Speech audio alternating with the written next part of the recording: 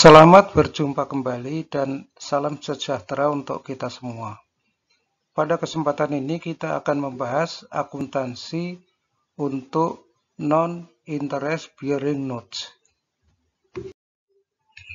Pembahasan kita awali dengan notes yang diterbitkan dengan harga yang berbeda dengan nilai nominalnya untuk zero interest bearing notes.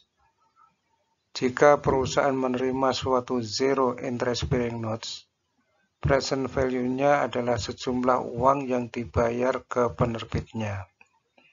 Karena perusahaan mengetahui baik jumlah masa depan notes tersebut, yaitu nilai nominalnya dan present value-nya, maka perusahaan dapat menghitung tarif bunganya.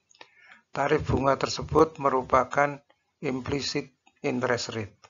Perusahaan mencatat perbedaan antara nilai nominal dan present value atau kas yang dibayar sebagai suatu diskon yang diamortisasi ke interest revenue selama umur notes tersebut. Misalkan PT A memberi pinjaman pada PT B dengan menerima zero interest bearing notes jangka waktu 3 tahun nominal 100 juta rupiah. PT A membayar ke PT B sebesar present value note tersebut yaitu 77.218.000 rupiah. Berdasarkan data yang telah disebutkan, sekarang kita menghitung tarif bunga implisit atas notes yang nilai nominalnya 100 juta rupiah dan nilai tunainya 77.218.000 rupiah. Untuk menghitung tarif bunga implisit, kita menggunakan rumus yaitu persamaan untuk menghitung present value yang berbunyi 1/1 plus tarif bunga pangkat N dikali 100 juta rupiah sama dengan present value-nya yaitu 77.218.000 rupiah. Karena yang belum diketahui adalah tarif bunga, maka persamaan ini kita lanjutkan dengan 1/1 plus tarif bunga pangkat N sama dengan 77.218.000 rupiah dibagi dengan 100 juta rupiah sama dengan 0,77218. Selanjutnya 0,77218 dicari di tabel present value suatu jumlah, yaitu baris ketiga karena jatuh tempo 3 tahun. Dan kita jumpai di dalam tabel, nilai ini terdapat atau terletak di kolom 9% baris 3. Dengan demikian dapat disimpulkan bahwa tarif bunga yang digunakan adalah 9%. Sekarang kita membahas jurnal yang dibuat oleh PT A.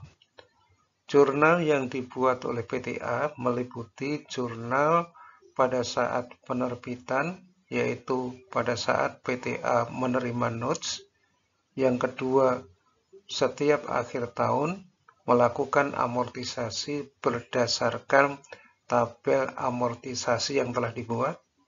Yang ketiga, pada saat menerima pembayaran notes. Pada saat menerima notes, PT A menerima notes dan mengeluarkan uang kas, sehingga jurnal yang dibuat adalah notes receivable di debit sebesar 77.218.000 rupiah dan mengkredit cash sebesar itu pula. Kemudian setiap akhir tahun diawali dengan akhir tahun pertama, PT A membuat jurnal dengan mendebit notes receivable dan mengkredit interest revenue sebesar 6.949.620 rupiah. pada akhir tahun kedua membuat jurnal dengan mendebit notes receivable dan mengkredit interest revenue sebesar Rp7.575.086. Pada akhir tahun ketiga, adjustment yang dibuat adalah notes receivable didebit dan interest revenue dikredit sebesar Rp8.257.294. Jurnal ini dibuat berdasarkan tabel amortisasi yang akan dibicarakan berikut ini. Pada akhir tahun ketiga, perusahaan juga menerima uang kas atas pembayaran note sehingga dibuat jurnal dengan mendebit kas dan mengkredit notes receivable sebesar Rp100 juta. Sekarang kita membicarakan tabel amortisasi diskon. PTA dapat menghitung amortisasi diskon dengan alat bantu berupa tabel sebagai berikut.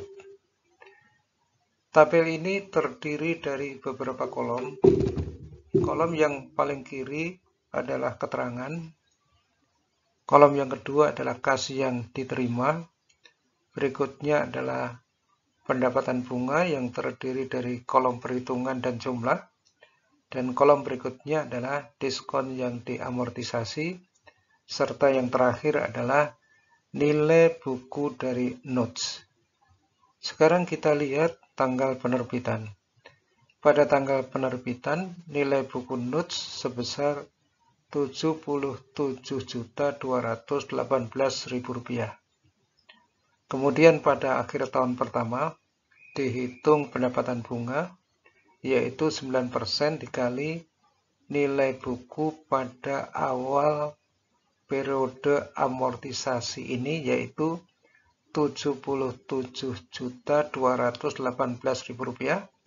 Hasilnya adalah Rp6.949.620.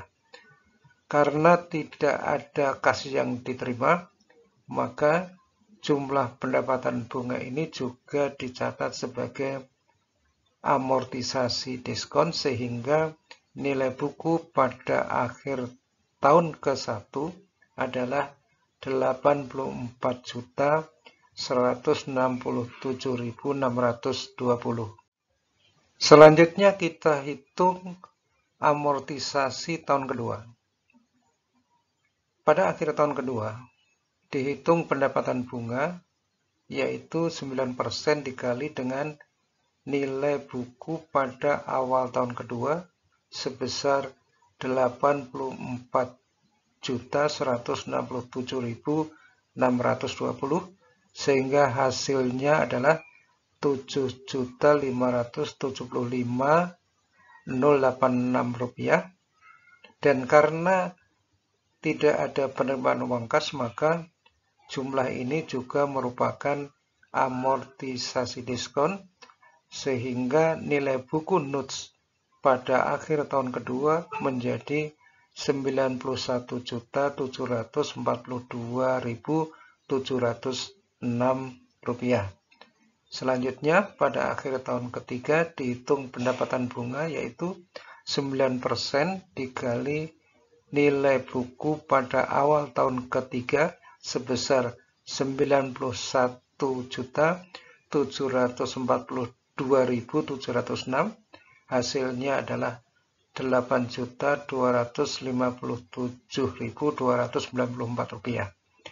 Karena tidak ada penerimaan uang kas, jumlah ini juga merupakan amortisasi diskon sehingga nilai buku pada akhir tahun ketiga menjadi Rp100 juta.